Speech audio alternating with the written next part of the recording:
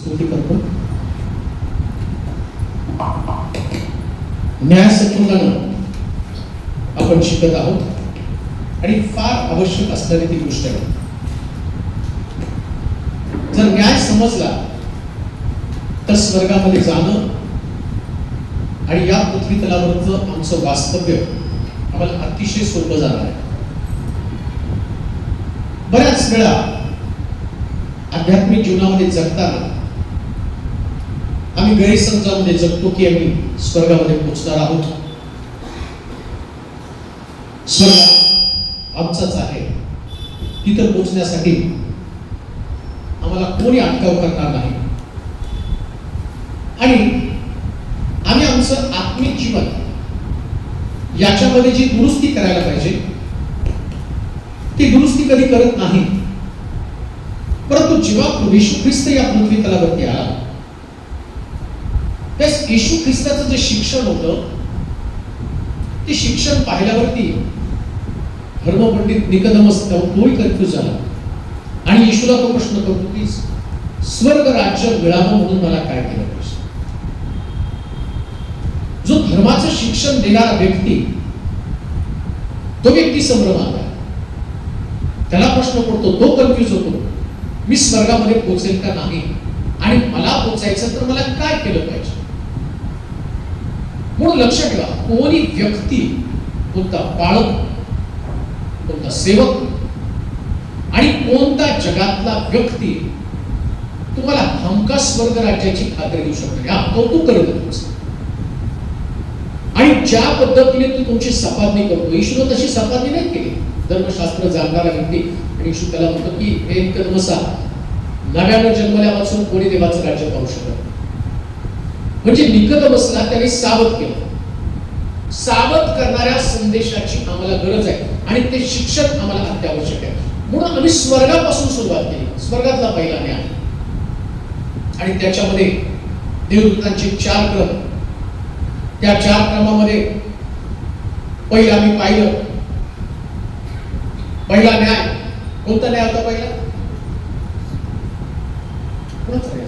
देवदूतांचा पहिला लुसिफर. दुसरा गेल्या आठवड्यात फरात नदी जवळ बांधलेले देवदूत. मग या लुसिफरचा असून फरात नदी जवळ बांधलेल्या देवदूतांचा न्याय होण्याचं कारण काय? काय त्यांच्यामध्ये कमतरता होत्या? ज्या देवदूतांनी परमेश्वराची स्वर्गामध्ये सेवा केली, जे अभिषिक्त होते, ज्यांना सिंहासन होतं, त्या देवदूतांची गैर परमेश्वराने केली नाही. त्यांचा न्याय केला, त्यांना दंड दिला. म्हणून कोणी सुद्धा त्या भ्रमामध्ये राहता कामा नये. मी करतो ते काम, मी करतो ती सेवा, ज्या ठिकाणात प्रभूने मला ठेवलं ते ठिकाण, यापासून मला कोणी अलिप्त करू शकत नाही किंवा कोणी सुद्धा मला त्या ठिकाणातून काढू शकत नाही. हे विचार पण तुमच्या डोक्यामध्ये, हे विचार घातक असणार आहे. आणि त्याच्या पलीकडे जर मी तुम्हाला सांगेन, जर तुमचं आत्मिक जीवन याच्यामध्ये तुम्ही दुरुस्ती केली नाही, याच्यामध्ये जिथं पडझड झाली त्या ठिकाणी तुम्ही रिपेअरिंग केलं नाही, तर तुमचा न्याय नक्की होणार आहे. आता मला त्याच्यामध्ये जास्त खोला जायचं नाही, परंतु तिसरा न्याय आम्ही पाहणार आहोत. देवदूत ज्यांनी आपलं स्थान, आपलं पद राखलं नाही, त्या देवदूतांचा न्याय. मी तुम्हाला 4 देवदूत सांगितले. पहिले देवदूत आम्ही पाहिलं, त्याच्यामध्ये लुसिफर पाहिला. दुसरं फरात नदीजवळ बांधलेले देवदूत त्यांना पाहिलं. आता तिसरे देवदूत ज्याला म्हटलेले की ज्यांनी आपलं स्थान आणि पद स्थिर राखलं नाही, त्या देवदूतांचं नाही. यहूदाचं पत्र 6 वचन एकच आहे. यहूदाचा अध्याय एकच अध्याय, यहूदाचं पत्र 6 वचन. काय त्या ठिकाणामध्ये या देवदूतांचा कशा पद्धतीने न्याय केला ते आम्ही पाहणार आहोत. यहूदाचं पत्र 6 वचन.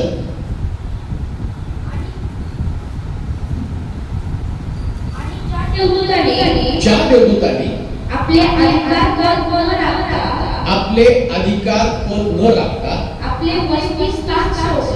आपले वसतिस्थान सोडलं, त्यांना त्यानं निरंतरच्या बंधनात निबिड काळोखामध्ये महान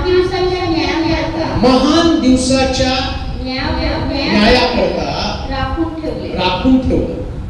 का तिथे असं म्हटलं? परत एकदा वाच.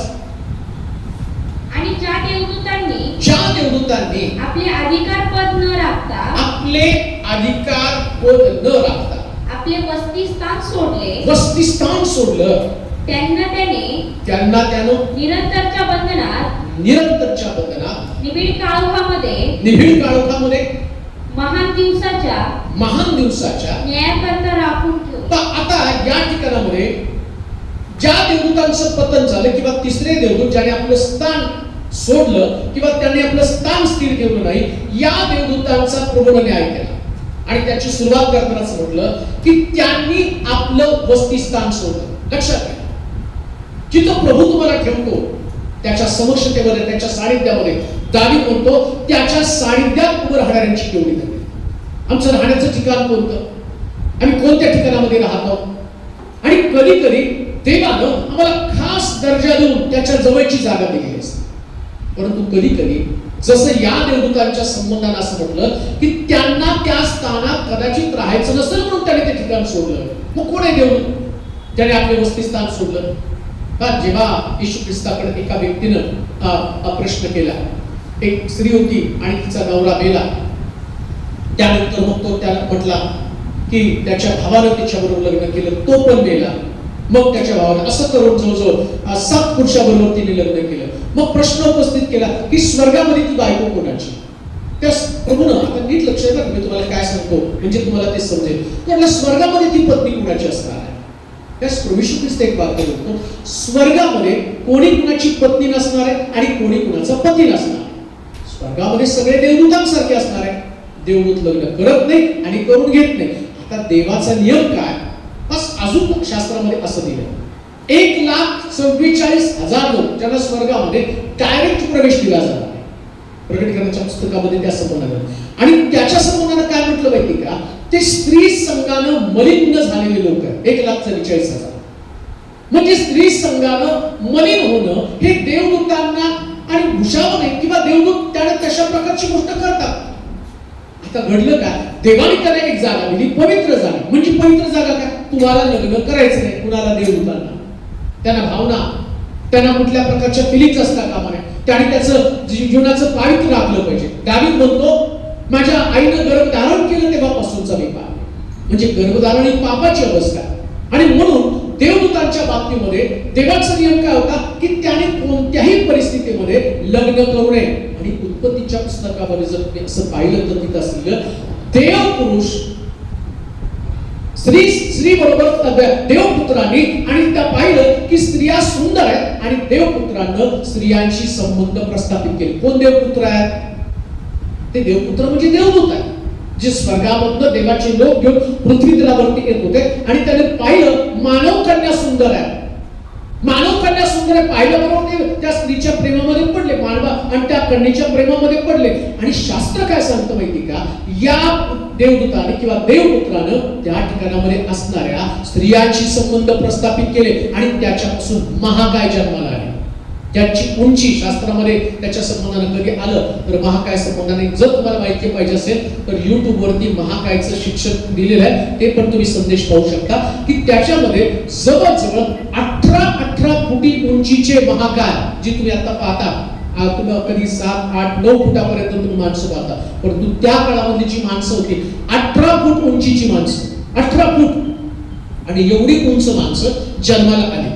म्हणजे ते महाकाय अस्तित्वात आले. आणि प्रभूनं पाहिलं याने आपलं स्थान सोडलेलं आहे, याने आपलं ठिकाण सोडलेले. म्हणून कधी कधी ज्या स्थानामध्ये प्रभूनं तुम्हाला ठेवलंय, हे काही कधी तुम्हाला काय म्हणतो, न्याय कोणाचा होणार आहे? प्रभूनं तुम्हाला काहीतरी स्थान दिलेलं आहे. आता मला माझं स्थान कोणतं? मला देवानं पालकाची सेवा दिली.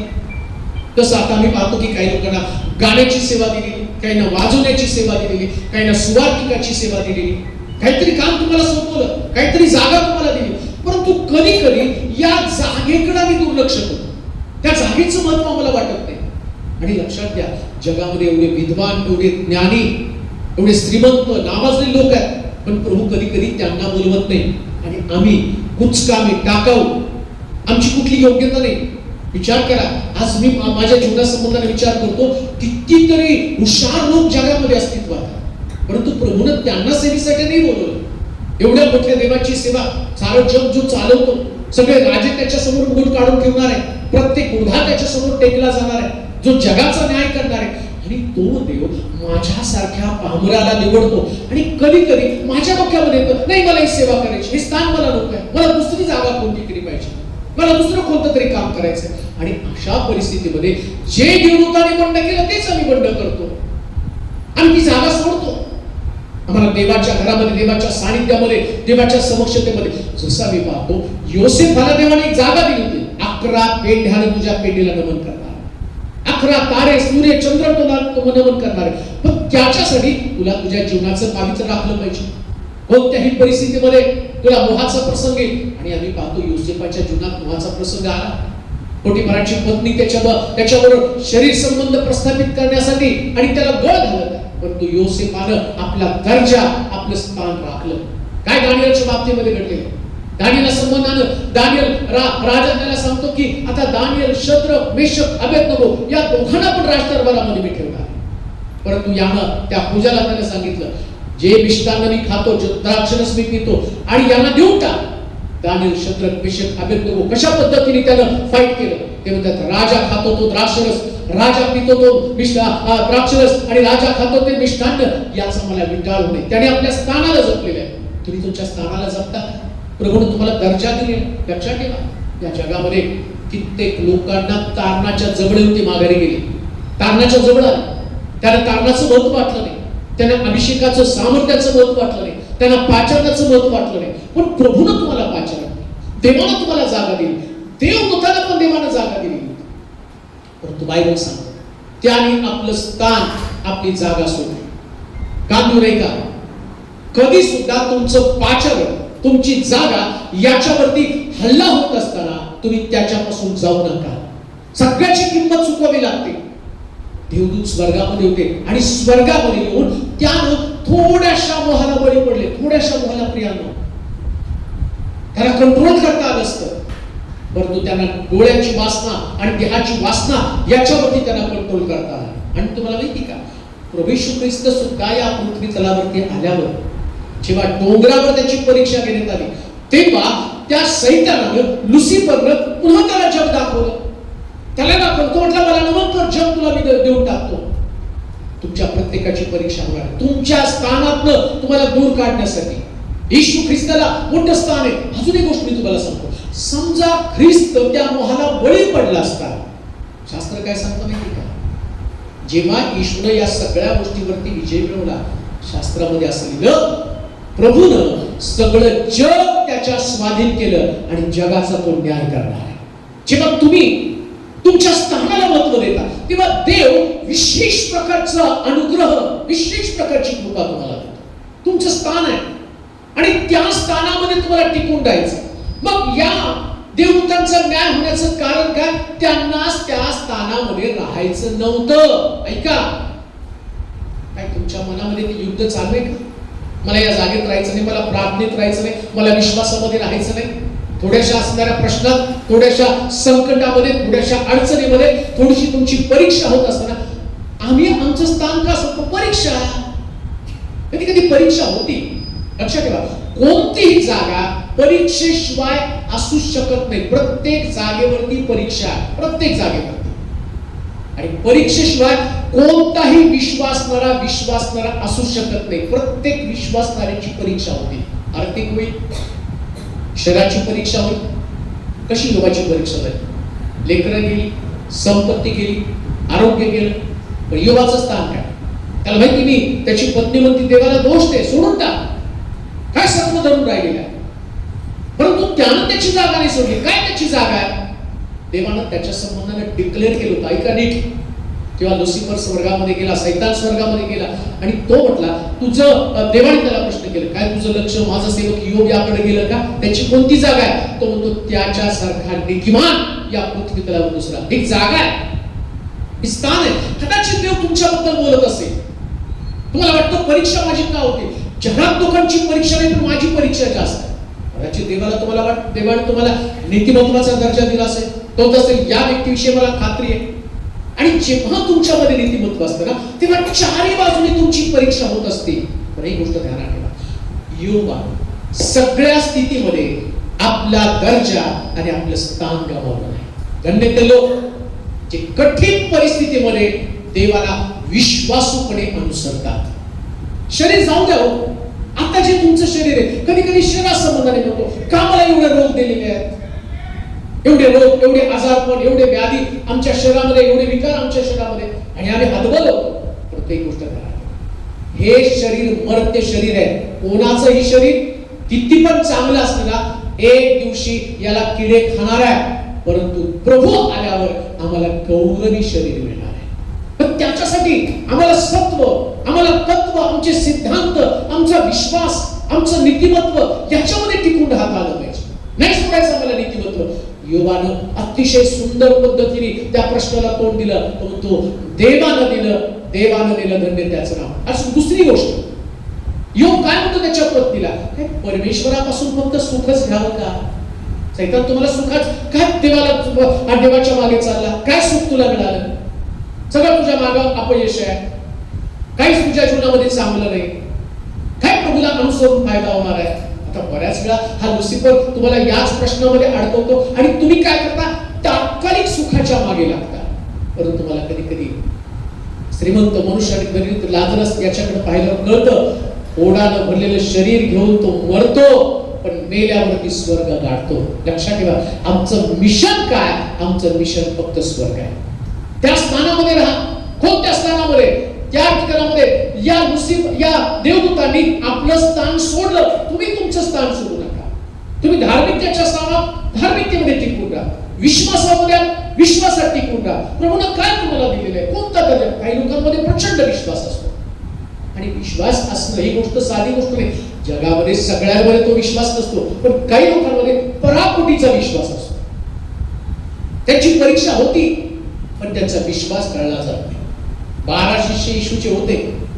12 शिष्यांमध्ये फक्त एका शिष्यांमध्ये मोठा विश्वास होता, त्याचं नाव पेत्र. येशूला तो काय म्हणतो, तुम्ही असाल तर मला पाण्यावरती चालत येण्याची आज्ञा करा. आणि येशू म्हटलं ये म्हटल्याबरोबर तो पाण्यावरती चालला. कदाचित प्रभूने तुमच्यामध्ये तो विश्वास ठेवला असेल, परंतु तुमचा विश्वास डगमगू देऊ नका. किती वातावरण कठीण असू द्या. शद्रक, मेशक, अबेदnego तापलेल्या भट्टीला पाहतात. सर्वसाधारण लोकांपेक्षा यांची भट्टी जास्त तापलेली होती. आता एक विधान मी तुमच्यासाठी करतो. खऱ्या विश्वासणाऱ्या व्यक्तीला सगळ्यात जास्त तप्त भट्टीला तोंड द्यावं लागतं. पण त्याच्या पलीकडे जर मी तुम्हाला सांगतो, जेव्हा भट्टी जास्त असते ना तापलेली, तेव्हा देवाचा पुत्र येऊन तुमची मदत करतो. देवाचा पुत्र येतो, तो तुमची मदत करतो. मग भट्टीला नाही घाबरायचं. सांभाळायचं आपलं स्थान, आपला दर्जा, आपलं ठिकाण. देवदूतानं आपलं वसतिस्थान सोडलं. दुसरी गोष्ट, पहिली गोष्ट, त्यांना त्या स्थानात राहायचं नव्हतं. का त्यांचं काय झालं? त्यांना त्या स्थानामध्ये राहायचं नव्हतं. दुसरी गोष्ट, त्यांना त्यांच्या दृष्टीनं ते श्रेष्ठ स्थान वाटत नव्हतं. ऐका, पहिलं कारण त्यांनी ते स्थान सोडलं. दुसरं कारण त्यांना त्या स्थानात राहायचं नव्हतं. आणि तिसरं कारण त्यांना असं वाटतं ते स्थान श्रेष्ठ स्थान नाही. नीट ऐका, मी तुम्हाला काय सांगतो. कधी कधी प्रभूने जे दिलेलं स्थान आहे, एक जागा, एक सेवा, स्थान म्हणजे सेवा आहे. प्रभू काही सेवा तुम्हाला देतो, परंतु तुमच्या दृष्टिकोनातून तुम्हाला कधी कधी वाटतं ही जी सेवा आहे, हे जे स्थान आहे, हे कमी दर्जाचं स्थान आहे. मला याच्यापेक्षा श्रेष्ठ स्थान पाहिजे. या स्थानामध्ये मला रस नाहीये. जे काम प्रभूने मला दिलं, हे काम माझ्या दृष्टिकोनातून एवढं मूल्यवान काम नाहीये, हलकं काम आहे. परंतु मी तुम्हाला सांगू का, जेव्हा देव एखादं काम, एखादं स्थान, एखादी जागा तुम्हाला देतो ना, तेव्हा त्या जागेतलं असणारा अभिषेक पण प्रभू तुम्हाला देत असतो. लक्षात, कोणतं स्थान, कोणती जागा, कोणते काम तुम्हाला प्रभूने सोपवलं, ते खालचं समजायचं नसतं कधी. म्हणून मी तुम्हाला सांगतो की जेव्हा स्टेफन पहिला रक्त साक्षी घडला, त्याचं नाव स्टेफन आहे. आणि या स्टेफनला जर तुम्ही पाहिलं तर त्याला कोणतं काम दिलं होतं? वाढप्याचं काम. वाढप्याचं काम स्टेफन करत होता. आता आता विचार करा, आणि असं लिहिलं, तो पवित्र आत्म्यानं भरलेला होता स्तेफन. पवित्र आत्म्यानं भरणं, कधी कधी आम्हाला असं वाटतं पवित्र आत्म्यानं भरणं म्हणजे अन्य भाषा बोलणं आणि अद्भुते आणि चिन्ह चमत्कार करणं, हे मोठं काम माझ्याकडनं घेतलं पाहिजे. परंतु तसं नसतंय. प्रभूनं त्याला जी सेवा दिली होती ती सेवा कोणती? वाढप्याचं काम कर. आणि त्याने वाढप्याच्या कामाची सेवा मनभावी केली, आणि इतकं प्रभावित त्याचं काम होतं की शेवटी जेव्हा वाढपी स्तेफन, वाढपी विचार करा, वाढणारा व्यक्ती, तो प्रीचिंग करत नव्हता, परंतु देवानं त्याच्या कामाचा दर्जा, त्याच्या कामाची क्वालिटी पाहिली, आणि पवित्र शास्त्र सांगतं, पहा मी काय बोलतो ते नीट कान देऊ नये का, गहन गोष्टी जाणून घ्या. हा स्तेफन वाढप्याचं काम करत होता. प्रभूनं त्याची दर्जा पाहिला, त्या जागेची किंमत पाहिली, याला त्या स्थानाविषयी किती आकर्षण आहे. मी तुम्हाला न्याय संबंधानं बोलत आहे. देवदूतांना त्या स्थानाचं मत वाटलं नाही. त्यांना असं वाटलं याच्यापेक्षा श्रेष्ठ स्थान असावं, हे हलकं काम त्याने मला दिले देवाला, मला सोपवलेली जबाबदारी हलकी जबाबदारी. आणि तिकडं या देवदूताने काय केलं? आपलं स्थान सोडलं. आता यांचा न्याय झाला, प्रभूनं त्यांना खाली टाकून दिलं. म्हणून लक्षात ठेवा, खाली पडण्याचं कारण काय माहिती का? बऱ्याच वेळा आम्हाला आमच्यापेक्षा श्रेष्ठ जागा आवश्यक असते, मोठं जागा असली पाहिजे, मोठं काम माझ्याकडनं घडलं पाहिजे. आता विचार करा, समजा मी इथं पुण्यामध्ये आलो, आता पुण्यामध्ये सेवा करत आहे. आता मी पुण्यामध्ये सेवा करता करता म्हटलं नाही बाबा, इथं काय सेवा करायची, एवढासा हा हॉल आहे, हा काही डेकोरेटिव्ह हॉल नाहीये, त्याच्यामध्ये अजून अशा हजारो लोक यायला पाहिजेत, हजारो लोकांची सेवा पण इथं घडत नाही. आता प्रभूनं मला सांगितलं की तू तिथे जा आणि सेवा कर. सेवा कर म्हटल्यानंतर मी आहे त्या कामामध्ये सेवा केली पाहिजे, पण माझी इच्छा ती नाही, माझी इच्छा याच्यापेक्षा मोठं. आता शास्त्राचा एक नियम आहे, तू थोडक्या विषयी विश्वासू राहा, म्हणजे मी तुझी पुष्कळ. आता तुम्ही म्हटलं पहिलेच मला श्रेष्ठ व्हायला पाहिजे, तर देव तुम्हाला खाली टाकतो. पण तुम्ही खालून सुरुवात करता तेव्हा देव हळूहळू तुम्हाला वर नेत असतो. हा देवाचा निर्णय. त्याला जजमेंट म्हटले. दावीद डायरेक्ट नाही राजा झाला, त्याला आधी मेंढरं चारावी लागली. प्रभू यीशु ख्रिस्त, आता मी गाणं गायलेले, कोण है राजाओं का राजा, कोण है दुनिया का बादशाह. आता किती गौरव तुम्ही प्रभूला दिले. कोण है राजाओं का राजा, कोण है दुनिया का बादशाह. एकदम बादशाह झाला का तो? त्याला कुसावर जावं लागलं, त्याच्या तोंडावरती थुंकावं लागलं, त्याच्या गालावरती चापटा माराव्या लागल्या, त्याची पाठ सोलून काढावी लागली. एवढा अपमान. म्हणून शास्त्र काय सांगतं? जे अपमानात पेरलं जातं ते गौरवात उठवलं जातं. म्हणजे तुम्हाला कधी कधी कनिष्ठ जागेवरती काम करावं लागतं. सगळ्या जागी तुम्हाला श्रेष्ठत्व नाही मिळणार, सगळीकडे तुम्हाला मान सन्मान नाही मिळणार. अजून एक गोष्ट तुम्हाला सांगतो, आता जी तुमची जागा आहे ही जागा कायम नसणार आहे. ज्या जागेवरती प्रभू तुम्हाला घेऊन जाणार आहे ती जागा याच्यापेक्षा मोठी जागा असणार आहे. मग त्या जागेसाठी आता तुम्हाला सामान्य काम करावं लागणार आहे. मी महाराष्ट्रात खूप ठिकाणी गेलो, मला वाटते कमीत कमी आतापर्यंत 4,000 मीटिंग मी केले असतील. 4,000 आतापर्यंत मीटिंग केली असतील. मला अजून आठवतं की एक इतकं सुंदर ठिकाणामध्ये मला हॉटेलमध्ये नेलं, आणि त्या हॉटेलमध्ये मला ठेवल्यावरती असं वाटत होतं की अरे बापरे, एवढी माझी पात्रता, एवढा माझा दर्जा आहे का. परंतु मी लगेच त्या हॉटेलमध्ये, तेवढ्या मोठ्या हॉटेलमध्ये नाही गेलो. माझी पहिली मीटिंग, माझी पहिली सभा मला चांगली आठवते. पहिली एक सभा होती एका नगरमध्ये, मला त्या सभेसाठी बोलवलं. आणि मग मी बसमध्ये बसलो, एसटीने प्रवास करायचो, एसटी मध्ये बसलो आणि प्रवासाला निघालो. तर तिकडून त्या बाळगांचा मला कॉल आला, बाळासाहेब लवकर या आणि तुमच्यासाठी जेवण तयार. आणि मला उत्सुकता, मी वक्ताय आणि आता मला पहिलेच त्या ठिकाणामध्ये जावं लागणार आहे. तर माझ्या वेळेसमोर वेगवेगळे मी फिरायचो पूर्वी मीटिंगला बाळकाबरोबर. त्यास मला कळलं की खूप चांगली त्यांची बडदास्त होती. तर माझ्या डोक्यामध्ये ते चित्र आता सगळं चांगलं असणार आहे. आणि मग मी सभेला पोहोचलो तिथं, आणि पोहोचल्याबरोबर तिथं बसल्यावरती उतरल्यावरती ते बाळक आले, त्याने म्हटले जेवा. तर काय होतं जेवण माहिती का? शिळी भाकर आणि वरण. आणि ते मी पाहिलं, मी डोक्याला हात मारला, म्हणलं रे त्यापेक्षा हॉटेलमध्ये जेवलं असतं तर फार बरं झालं असतं. मी खाल्लं ते. त्यानंतर मग मला एक छोटी रूम होती 10 बाय 10ची, आणि त्याने तिथं बिछाना टाकला. ते म्हटलं इथं झोपा. या वक्त्याचं सेशन आज संपणार, ते जाणार आणि मग तुम्हाला पलंग मिळणार. आता विचार करा, तुम्हाला माझी सुरुवात माहिती का कशी? आता तुम्हाला जे दिसतो मी आणि तुम्हाला काय वाटतं, रे यांचं सगळं हायफाय, यांचं सगळं हायफाय. आधी माझा दर्जा कमी होता, त्याच्यामध्ये मी सेवा केली आणि बायबल सांगतं देव तुमच्या दर्जाप्रमाणे, तुमच्या असणाऱ्या पाचरणामधल्या विश्वासाप्रमाणे देव तुम्हाला वाढवत असतो. म्हणून काही झालं कितीही खालच्या अवस्थेमध्ये तुम्हाला जावं लागलं तरी चालेल, पण प्रभूने दिलेलं काम कधी सोडू नका, कधी सोडू नका. कधी अपमान होईल, कधी लोक तुम्हाला चांगलं म्हणणार नाही, कधी तुम्हाला लोक नावं ठेवतील. मग तुम्ही नावं ठेवतात म्हणून प्रभूचं काम बंद करणार का? लोकांचं कामच आहे तुम्हाला नाव, ही तुमची परीक्षा असणार आहे. तर श्रेष्ठ काम मी तर याच्यासाठी सेवेमध्ये नाही आलो, याच्यासाठी प्रभूचं काम नाही मी केलं. तर परवाच फेसबुकला एक तुम्हाला कधी कधी काय होतं माहिती का, काही लोकांना एखाद्या व्यक्तीचे जीवन पण माहित नसतं, त्याचं समर्पण काय माहित नसतं. आणि मग तिथे एक फोटो होता, त्या फोटोला बघून एक बाई, त्या बाईने खरी कमेंट केली, लांडग्यापासून सावध राहा. आता मला लांडगा, मग आता ते लांडगा म्हणजे आता त्याने मला लांडगा म्हटला, आता मी सेवाच बंद करतो. अहो नाही, ही परीक्षा आहे. लांडगे म्हणतील, बोलले म्हणतील. प्रभू येशू ख्रिस्ताला काय म्हणतात, बलजबूल भूतांचा अधिपती. अहो येशूला बलजबूल म्हटलं म्हणल्यावर तुम्हाला सोडतील का ते लोक? तुम्हाला पण बोलणार आहेत. वस्तीस्थानामध्ये तुम्ही राहण्यासाठी, त्यातून बाहेर काढण्यासाठी सैतान अनेक हस्तक वापरणार आहे, अनेक वेळा तुमच्यावरती दोषारोप होणार आहे. त्याच्यात हे पण लिहिलं, कशाला तुम्ही दुसऱ्याच्या डोळ्यातलं कुसळ काढता, तुमच्या डोळ्यात मुसळ आहे. आता यांना माझ्या डोळ्यातलं मुसळही माहित नाही, कुसळही माहित नाही, पण फेसबुक फुकट आहे ना, त्याला टाकायला काय होतं, तिथं टाईप करायचं, सोडून द्यायचं.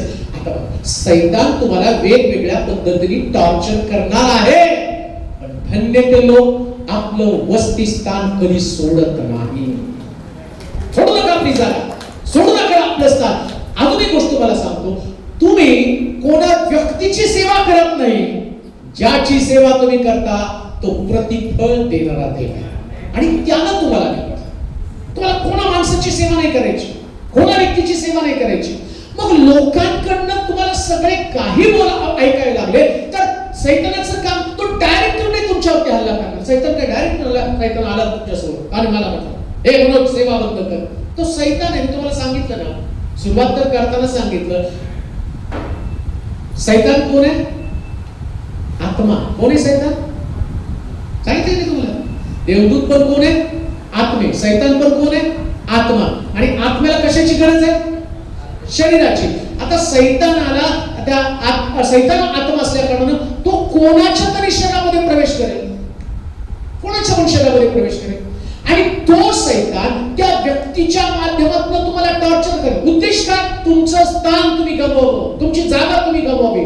जसं या देवदूताने आपली जागा गमावली, मग तुम्ही श्रेष्ठ स्थानाची अपेक्षा करता. म्हणजे नाही, मला वरची जागा पाहिजे, वरचं स्थान पाहिजे. आणि म्हणून प्रभू ख्रिस्त काय म्हणतो माहिती का, जर कोणाला मोठं व्हायचं तर पहिल्यांदा त्यानं लहान बनायला पाहिजे. आधी लहान बना आणि स्वतःला सेवक बनवा, नम्र बनवा. जितकं तुम्ही नम्र बनाल, एक सिद्धांत आहे बघा जगामध्ये, जास्त उंच बिल्डिंग बांधायची तर जास्त खोल खोदावं लागतं. जेवढं खोल जाल तेवढी बिल्डिंग मोठी. म्हणजे जेवढं लोक तुम्हाला खाली पाडतील तितकं देव तुम्हाला जास्त उंच करेल. तुम्हाला जितकं जास्त खाली खाली पाडतील, जेवढं खाली तुम्हाला घालतील तितकं तुमचं उंच करणार. आणि म्हणून त्यांच्या दृष्टिकोनातनं हे श्रेष्ठ स्थान नव्हतं, म्हणून त्यांनी आपली जागा सोडली. तिसरी गोष्ट, चौथी गोष्ट, त्यांना त्याच्यापेक्षा श्रेष्ठ स्थानाची अपेक्षा होती. या गोष्टी लक्षात घेऊ.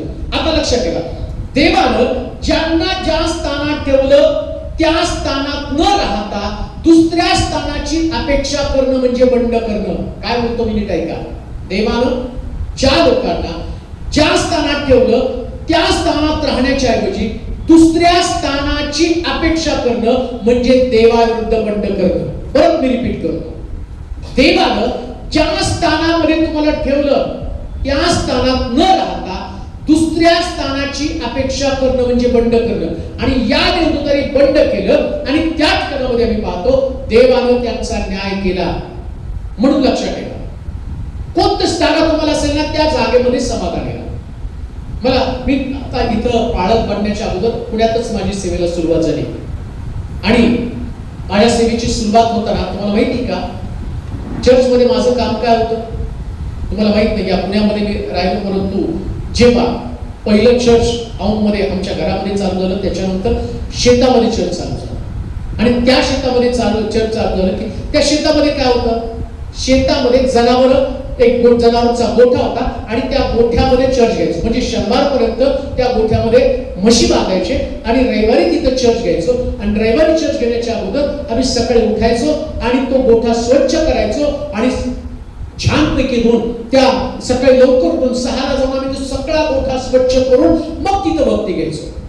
मग तो गोठा तर तुमचं हे हाईट खूप जास्त आहे आणि मला वाटतं या दरवाजा इतकं हाईट होती आणि त्याच्यावरती पत्रे आणि त्या पत्र्यामध्ये चर्च चालू होतं. एवढ्या उन्हामध्ये गोठ्यामध्ये तसली भक्ती, तसल्या चर्चमध्ये देवाची भक्ती करतो. मग प्रभूकडे काय मी अपेक्षा केली, प्रभू तू मोठ्या जागेवरती घेऊन जा. देव सगळीकडे तुम्हाला वापरत असतो. प्रत्येक ठिकाणामध्ये तुमची तपासणी केली जाते, तुमच्या स्थानाची, तुमच्या कॉलेजची आणि तुमच्या तुम्हाला देवाने बोलवलं त्या गोष्टीची परीक्षा केली जात असते. म्हणून सगळ्या ठिकाणामध्ये विश्वासूपणे राहा. जिथं प्रभूने तुम्हाला नेमलं, ज्या ठिकाणामध्ये प्रभू तुमच्याकडनं सेवा करून घेते आणि ते करा. म्हणून लक्षात ठेवा, ज्या स्थानात ठेवलं त्या स्थानामध्ये न राहणं म्हणजे बंड. आता लक्षात ठेवा, बंड नेहमी स्व इच्छा पूर्ण करण्यासाठी केलं जातं. ऐका, न्याय का झाला? स्व इच्छा पूर्ण करण्यासाठी बंड केलं जातं. बंडाचं कारण काय? माझी इच्छा पूर्ण व्हायला पाहिजे, मला वाटतं तसं घडलं पाहिजे. आणि गाणं तर आम्ही गातो. कोणतं गाणं गातो? तेरी इच्छा. फक्त ते गायला असतं बरं का, तेरी इच्छा पुरी हो जाए. पण प्रत्यक्ष जेव्हा एखादी गोष्ट आमच्या इच्छेच्या विरोधात घडली जाते तेव्हा आमचं मन बंड करतं. आम्हाला वाटतं नाही आमच्या इच्छेप्रमाणे घडलं पाहिजे. म्हणून एक गोष्ट ध्यानात ठेवा, गलतीकराच्या पत्रामध्ये काय म्हटलं? आत्म्याच्या प्रेरणेने तुम्ही चाला, म्हणजे तुम्ही स्व इच्छा, त्याला देहाची इच्छा म्हटलंय, देहाची इच्छा तुम्ही पूर्ण करणार. जर तुम्हाला पवित्र आत्म्याची प्रेरणा आहे, आत्म्याच्या अधीन राहून तुम्ही चाला. पवित्र आत्म्याला काय म्हणतं? पवित्र आत्मा तुम्हाला नम्र बनवतो. येशू ख्रिस्तावरती पवित्र आत्मा आला, जेव्हा पाण्याखालून तो वर आला आणि पवित्र आत्मा त्याच्यावरती आला, पवित्र आत्मा त्याला अरण्यामध्ये घेऊन गेला, त्याची परीक्षा झाली आणि पवित्र आत्मा येशूमध्ये असल्या कारणानं त्याच्या तोंडावरती लोक थुंकले तरी येशूनं प्रत्युत्तर दिलं नाही. विचार करा, येशू का प्रत्युत्तर देत नाही?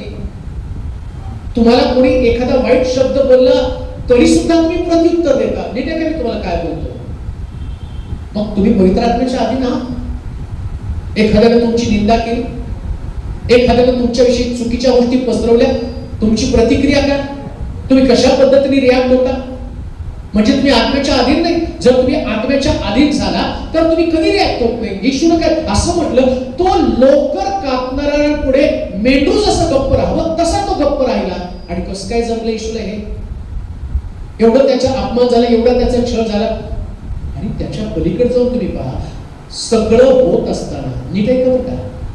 येशू ख्रिस्त एवढी परीक्षा, एवढा अपमान होत असताना क्रुसावरती तो एक वाक्य बोलतो, हे बाप्पा यांना. आत्म्याच्या अधीन असल्या, आत्म्याच्या अधीन तुम्ही नसला तर तुम्ही देवाजवळ प्रार्थना काय करा?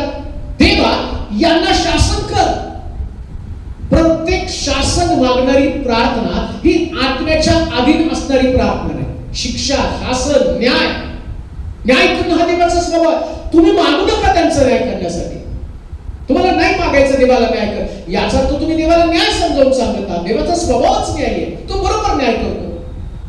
स्टेफनाला त्या ठिकाणामध्ये दगडमार करत असताना तर देवाचा न्याय कसा असतो ते मी तुम्हाला सांगतो. इकडे स्टेफनाला दगडमार करत आहे आणि स्टेफनाला दगडमार करताना पौल या स्टेफनाच्या कपड्याजवळ, कोणीतरी म्हटलं की तो स्टेफनाच्या कपड्याजवळ, स्टेफनाचे कपडे काढले आणि तिथं पौल त्या कपड्याजवळ होता आणि लोक स्टेफनाला दगडमार करतात. आता बघा, इकडं स्टेफन शेवटची प्रार्थना करतो. त्याची प्रार्थना काय ते तुम्हाला, हे प्रभू, हे पाप यांच्या माथी मोजू नको. नीट ऐका, हे पाप यांच्या माथी मोजू नको. आणि इकडं या स्टेफनाच्या कपड्याचा अभिषेक या पौलामध्ये गेला आणि शौलाचा पौल झाला. हा देवाचा न्याय आहे. म्हणून लक्षात ठेवा, असं म्हणतात जेव्हा ग्रँड स्टेन्सला दगडमार केली, जाळून मारलं त्याला आणि त्याच्या परिवाराला, ज्या व्यक्तीनं त्याच्या परिवाराला जाळून मारलं तोच दारासिंग नंतर त्याचं परिवर्तन होतं. हा देवाचा न्याय आहे. आम्ही जेव्हा त्या दारासिंगच्या ग्रँड स्टेनच्या पत्नीला विचारलं, काय तुम्हाला कशा प्रकारचा न्याय पाहिजे? तुम्हाला वाटतं का जसं तुमच्या लेकरांना पतीला त्याने जाळून मारलं, तुम्हाला वाटतं का यांना पण तशाच प्रकारचं शिक्षा गव्हर्नमेंटने द्यावी? त्या पत्नीचं तोंडात वाक्य काय निघालं? ती म्हटली, यांना शिक्षा करू नका, यांना क्षमा करा, का तर आमच्या देवाने आम्हाला क्षमा शिकवलेली. एवढं एक वाक्यानं मला चांगलं आठवतं, मी जास्त वाचलं त्या काळामध्ये. तर एवढ्या एका विधानानं एका साधूचं परिवर्तन झालं आणि ज्याचे 5000 अनुयायी त्यानं त्या साधूचं त्या 5000 अनुयायांनी ख्रिस्ताचा स्वीकार केला. हा देवाचा न्याय आहे. देव तुम्हाला दंडाविषयी कधी बोलत नाही. म्हणून देवाच्या न्यास तुम्हाला पाहत असताना स्व इच्छा कधीच आपल्या मनामध्ये आणू नका. माझी इच्छा पूर्ण झाली पाहिजे. तुम्हाला कोणी शिक्षा केली, तुमच्याविषयी कोणी वाईट बोललं, तुमच्याविषयी कोणी वाईट पसरवलं, कोणी तुमचं काढून घेतलं, कोणी तुमच्याविषयी आणि वाईट प्रकारच्या योजना आखल्या, काळजी करू नका. या जगामध्ये देव त्याच्या लोकांविरुद्धच्या कोणत्याच योजना सफल होऊ देत नाही. अजून एक तुम्हाला सांगू का? आता बघा, जेव्हा योसेफाला देवानं दर्शन दिलं, त्याला सांगितलं की 11 पेंड्या तुझ्या पेंडीला नमन करतील, त्याच्या भावंडांनी योजना केली. म्हटले 11 पेंड्या, 11 तारे, सूर्य, चंद्र याला नमन करतील असं याचं स्वप्न आहे ना, याला मारून टाकू. आणि मग त्यांनी मारण्याची योजना केली. तेवढ्यात त्यांचं मन बदललं. मारून काय फायदा? हे आलेच व्यापारी, यांना विकून टाकू. आणि त्यांनी त्याला विकलं, मारून दिलं नाही. लक्षात ठेवा, मारण्याची ताकद त्यांच्यात होती, पण प्रभूने त्यांना मारून दिलं नाही. त्यांच्या डोक्यातल्या योजना बदलल्या. हीच गोष्ट मी तुम्हाला सांगत आहे. तुम्हाला कोणी किती धमक्या देऊ द्या, तुमच्याविषयी किती वाईट प्लॅन करू द्या, परंतु तुमचं मरण देव ठरवत नाही तोपर्यंत कोणीच मरणार नाही. कोणीच नाही. जन्म समय, मृत्यू समय देवानं ठरवून टाकले. मला आठवतं मी एकदा असंच प्रीचिंग करत होतो. सोलापूर सगळं गुंडांचं गाव आहे आणि ज्या एरियामध्ये प्रार्थना होती तो भाग, त्या भागामध्ये सगळे मारामाऱ्या करणारे लोक आहेत. आणि मग असं एक घर होतं आणि त्या घराला दुकानासारखा लांब लचक दरवाजा होता. आणि मग मी प्रीचिंग करायला लागलो आणि त्या प्रीचिंग मध्ये मी बोलत होतो की तुमचं जीवन देवाच्या हातामध्ये, कोणी तुम्हाला मरण देऊ शकत नाही. आणि रस्त्याने जाणारा एक दारुड्या आणि जो तलवार आणि खून करणारा तो व्यक्ती, आणि त्याने ते ऐकलं, तो तिथेच थांबला आणि तो आला आणि माझ्या जवळ थांबला. चालू प्रीचिंग मध्ये त्याने म्हटलं, आता मी तुझ्या पोटात चाकू खुपसणार आहे, तुला मारून टाकणार आहे, आता तुला कोण वाचवणार? आणि तरी मी प्रीचिंग चालू.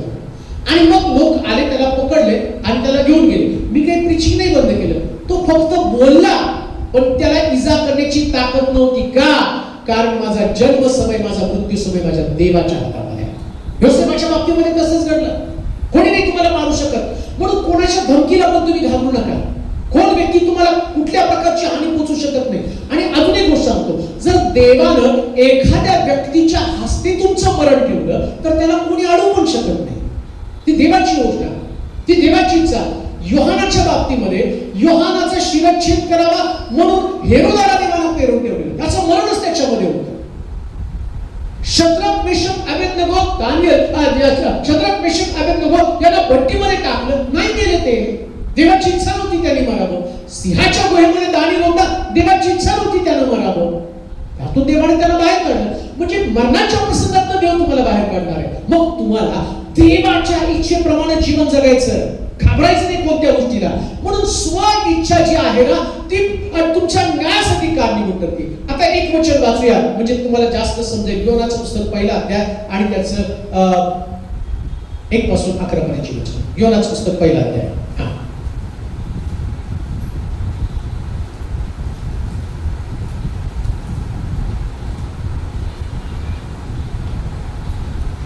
स्वइच्छा आपल्याला देवाच्या इच्छेच्या विरोधात जाण्याचं आग्रह करते आणि देवाच्या इच्छेतून ते आम्हाला बाहेर काढतं. जसं योना यापो या ठिकाणातनं जाताना सर्व काही ठीक होतं, परंतु तो मोठ्या संकटामध्ये सापडला. योनाचं पुस्तक पहिला अध्याय 1 पासून. अमित्याचा पुत्र योना याला परमेश्वराचे वचन प्राप्त झाले की, परमेश्वराचं वचन प्राप्त झाले की मोठ्या निनिवे शहरात जा, मोठ्या निनिवे शहरात जा, त्याच्या विरुद्ध आरोळी कर, त्याच्या विरुद्ध आरोळी कर, कारण त्याची दुष्टता माझ्या पुढे आली आहे. त्याची दुष्टता माझ्या पुढे आली आहे. पण परमेश्वराच्या दृष्टी आड व्हावे म्हणून हा. योना तार्शियास पळून जाण्यास निघाला. हा. तो याफोस गेला. हा. तेथे त्याला तार्शिशास जाणारे जहाज आढळले. तेथे त्याला तार्शिशात जाणारं जहाज आढळलं. त्याने त्याचे प्रवास भाडे दिले हा. व परमेश्वराच्या दृष्टी आड बस व्हावे. आता हे सगळं तुमच्या फक्त घरी जाऊन त्याच्यावर मनन करा, कारण तेवढं मला सांगत बसलं तर आपला हा पण अजून शास्त्रभाग पुढे लांबत जाणार आहे. परंतु मला तुम्हाला सांगू द्या, योना यापो इथून पळून जाताना सगळं काही ठीक होतं. कधीच तुमच्या इच्छेच्या विरुद्धामध्ये काही करत नाही. तुम्हाला तुमच्या इच्छेप्रमाणे जा. म्हणून आम्ही पाहतो वचनामध्ये असलेलं जीवन मरण शाप आशीर्वाद सगळं मी तुमच्या समोर ठेवलेलं आहे. उपदेशकाच्या पुस्तकामध्ये म्हटलं, हे तरुणा, तुझ्या तारुण्यामध्ये तुझा अंतःकरण तुला उल्हास देव, तुझ्या मनास येईल त्याप्रमाणे वाग. पण देव एक आज्ञा तुम्हाला देतो. तुझं शरीर हे जिवंत देवाचं मंदिर आहे आणि जो कोणी मंदिराचा नाश करेल त्याचा नाश करेल. न्याय ठरलेला आहे पूर्ण.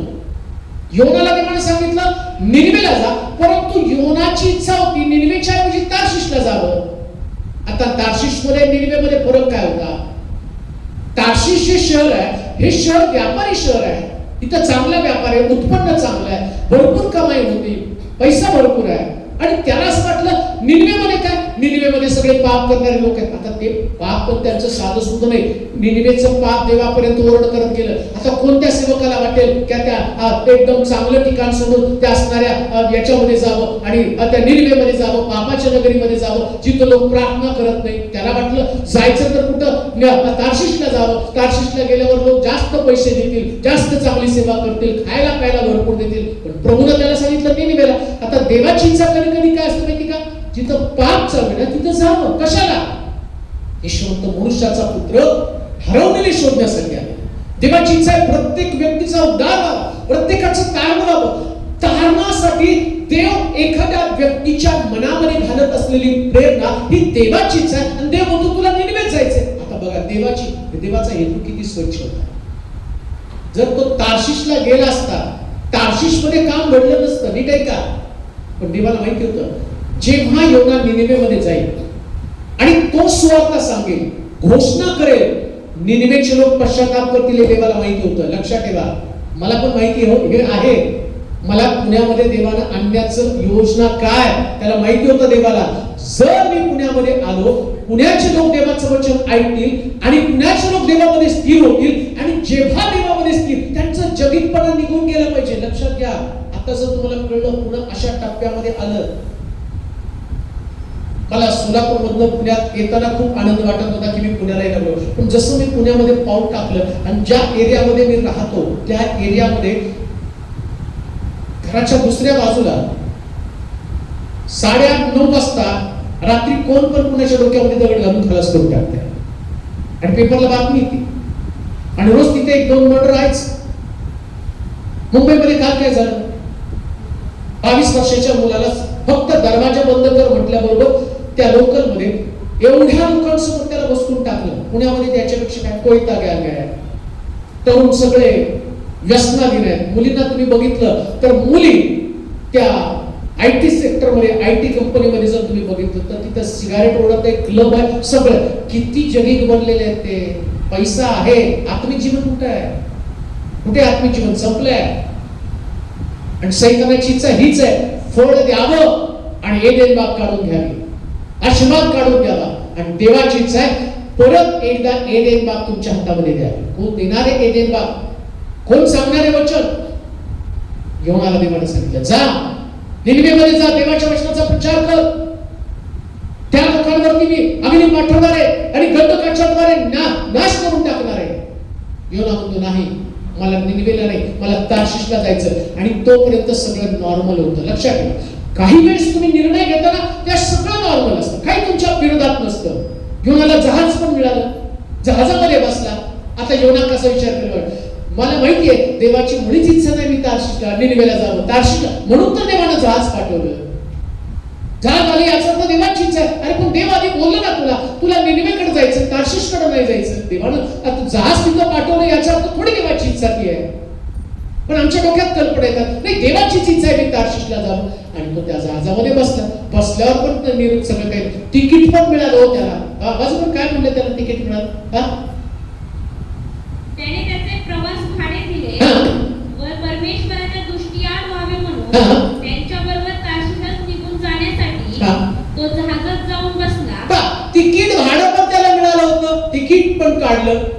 आता दुसरा काय, देवाची इच्छा असती तर मला तिकीटच मिळालं नसतं. बरेच लोक तसं पण योजना करतात, देवाची इच्छा तिकीट मिळालं म्हणजे बरोबर होतं, देवाची इच्छाच आहे मी निनिवेला जातो. देव तिकीट पण मिळवून देतो, पैसे पण देतो, जहाज पण उपलब्ध करतो, बस पण बनतो, पण त्याच्या मागे मासा पण पाठवत असतो. तुला तिकीट मिळालं ना, मिळू दे तिकीट, जहाजात जाऊन बस. आणि तो जहाजात पण आणि त्याच्या तुम्ही घरी जाऊन वाचा, तो खाली जाऊन झोपला पण. योनाला वाटलं काय मस्त प्रवास चाललाय आणि देवाची इच्छा होती. बघा, देवाने थोडं सुद्धा संकट आणलं. बरेच लोक सांगतात प्रभूने खूप सहाय्य केलं, थोडं पण संकट आणलं नाही. अरे बघ आता पुढं, आता आगे आगे देखो होता है क्या. न्यायाला जेव्हा सुरुवात होईल, स्व इच्छेने तुम्ही चालताना योना जाऊन झोपला आणि झोप लागल्यावर, चांगली झोप लागल्याबरोबर इकडे देवानं वादळ पाठवलं. आता वादळ पाठवल्यावर लक्षात ठेवा, कधी स्व इच्छेनं चालता चालता काय गोष्ट बोलतो ती नीट ऐका. योनानं एकट्यानं स्वतःची इच्छा पूर्ण केली, पण घडलं काय माहिती का, अख्ख्या जहाजाला त्याचा त्रास झाला. कधी कधी परिवारातला एक व्यक्ती स्वतःची इच्छा पूर्ण करतो, अख्ख्या घराण्याला त्रास होतो. कधी कधी मंडळीमध्ये एक व्यक्ती स्वतःच्या इच्छेप्रमाणे चालती, अख्ख्या मंडळीला त्रास भोगावा लागतो. एक व्यक्तीची इच्छा, जहाजामध्ये वादळ आलं, परिवारामध्ये वादळ येतं. जहाजामध्ये वादळ आलं, मंडळीमध्ये वादळ येतं. जहाजामध्ये वादळ आलं, तुमच्या जीवनामध्ये वादळ येतं. का? तुमची इच्छा. तुमच्या इच्छेप्रमाणे चालू नका. स्व इच्छा जेव्हा पूर्ण केली जाते तेव्हा देव न्याय करतो. योनाचा देवाला न्याय केला आणि मग जहाजाचा तांडेल खाली आला आणि जहाजाचा तांडेल काय म्हणतो माहिती का, अरे तुला एवढं मोठं वादळ समुद्रामध्ये आलेलं दिसत नाही का? सगळेजण आपापल्या देवाचा धावा करत आहे आणि तू काय इकडे खाली निवांत झोपलेला आहे. आणि कुठं जाऊन झोपला माहिती का? जहाजाच्या शेवटच्या टोकामध्ये, जिथं डेड स्टॉक म्हणजे सगळ्या टाकाऊ वस्तू जिथं साठवल्या जातात, तिथं जाऊन तो पडलेला आहे. आणि तिथून डायलॉग काय म्हणतो माहिती का? त्याने विचारलं तू कोण आहेस? त्याचा डायलॉग काय सुंदर होता, मी जिवंत देवाचा सेवक आहे. आणि पडलाय कुठं? खाली सगळ्या टाकाऊ वस्तूंमध्ये पडलेल्या. तसे बरेच लोक, मी जिवंत देवाचा सेवक आहे पण पानाच्या टपरीमध्ये. मी जिवंत देवाचा सेवक आहे, मी दारू पितो. मी जिवंत देवाचा सेवक आहे, मी भांडण करतो. मी जिवंत देवाचा सेवक आहे, मी निंदा करतो. मी जिवंत देवाचा सेवक आहे, मी सिगारेट ओढतो. मी जिवंत देवाचा सेवक आहे, मी तंबाखू खातो. अरे एवढ्या सगळ्या घाणेरड्या वस्तू जवळ असताना तू कसं काय जिवंत देवाचा सेवक? आणि जिवंत देवाचा सेवक आहे. आणि मग तो ते वादळ कसं थांबणार आहे? आता जिवंत देवाचा सेवक काय म्हणतो माहिती का?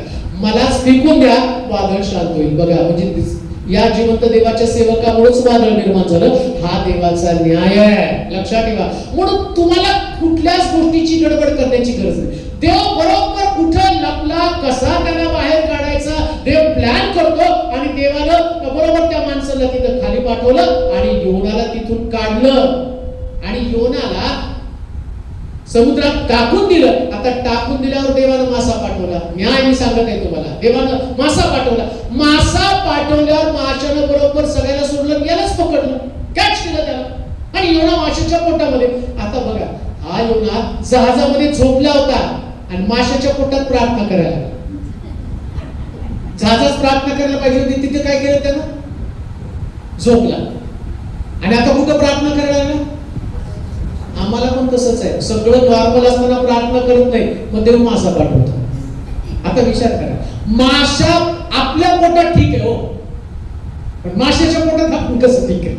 आपल्या पोटात मासा ठीक आहे, पण आम्ही माशाच्या पोटामध्ये कसं दिसणार? परंतु योना माशाच्या पोटात गेला आणि मला नवल वाटतं त्या माशाचं पण. असं म्हणतात, किती पण मोठे जाडजूड डबे जर असले ना, ज्याला लोखंडाचे डबे, या माशाच्या पोटामध्ये, ज्या माशाच्या पोटामध्ये योना होता ना, त्या माशाच्या पोटामध्ये लोखंड वितळतं. पण 3 दिवस योना माशाला सुद्धा पचला नाही. मासा योनाला, कधी कधी आम्हाला मासा पचतो पण माशाला नाही पचत नाही. मासा योनाला पचला नाही आणि असं लिहिलं, शेवटी तो मासा सांगितल्याप्रमाणे प्रभूने त्याला सांगितल्याप्रमाणे तो म्हटलं निनिवेला यायला उठून टाक. मासा म्हणतो देवाला मला उलटी यायला लागली. पहिली व्यक्ती आहे, पहिला मनुष्य आहे जो माशाच्या पोटात गेल्यावर मासा म्हणतो देवाला मला उलटी यायला लागली. तो म्हणतो 3 दिवस उलटी करू नकोस, 3 दिवस थांब आणि 3 दिवसानंतर याला तुला ओकायचंच आहे ना तर याला सही सलामत निनिवेला जाऊन ओक. आणि बायबल सांगतं या माशानं या योनाला घेतलं आणि निनिवेला ओकलं आणि जाता जाता तो मासा निनिवेला त्या योनाला म्हटला असेल परत चुकून पण मी तुला खाणार नाही. कधी कधी मी खूप सुंदर मासे पकडतो, मासे बनवतो, म्हणजे साफ करतो, पण मी मासा खात नाही. का? एकदाच खाल्ली मला उलटी झाली, तेव्हापासून मी मासा खात नाही. आणि कुठल्याही घरामध्ये त्यांना असं वाटतं की पाळत म्हटल्यानंतर पाळत ऑलरेडी बदनाम आहेत, माहित नाही का? आपण मटण आणि मासे त्यांना खूप लागतं म्हणून हो सांगतात, पण मी मटणही खात नाही, मासे पण खात नाही. पण तिकडं तेव्हा मला एकदा लहानपणी उलटी झाली, मी परत मी मासा खाणार नाही, अजून मी मासा खात नाही. मला वाटतं त्या दिवशी त्या माशाने म्हटलं असेल परत योना आला तरी मी खाणार नाही, दुसऱ्या माणसा संबंध नाही पण योना संबंध म्हटलं असेल. हा तो आम्ही म्हणतो ना हा मासा वास मारतो याला खायचं नाही, तसं त्या योना संबंधाने माशाने म्हटलं असेल हा माणूस वास मारतो याला परत कधी खायचं नाही, त्याला परत कधी खायचं नाही. आणि बळबळ केली. काही लोकांचं व्यक्तिमत्व तसंच असतं, ते कुणालाच पचत नाही, कोणालाच पचत नाही, परिवारामध्ये पचत नाही, मंडळीमध्ये पचत नाही, प्रत्येक मंडळी त्याला उलटी करून टाकते. नकोच हे लोक, परिवार पण त्याला नकोच हे आम्हाला.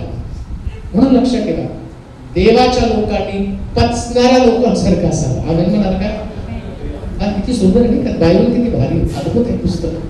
मासा पचला नाही हो, तसं काही लोक कुठेच पचत नाही. म्हणून लक्षात ठेवा तुमची जागा तुमच्या इच्छेने तुम्हाला कोणत्याच आणि तुमच्या इच्छा तुम्हाला पूर्ण करणार, येऊन आपली इच्छा पूर्ण करणार. परिणाम काय झाला? त्याला प्रश्नाला कोण द्यावं लागलं? जेव्हा तुम्ही तुमच्या इच्छेप्रमाणे चालता तेव्हा तुमचा न्याय होतो. असं समजू नका सगळं काही नॉर्मल आहे, असं समजू नका आता काही परिस्थिती विपरीत नाही, पण देव विपरीत परिस्थिती करेल. अजून एक गोष्ट तुम्हाला सांगतो, जहाजामध्ये प्रार्थना करणे सोपं होती, माशाच्या पोटामध्ये प्रार्थना करणं कठीण होतं.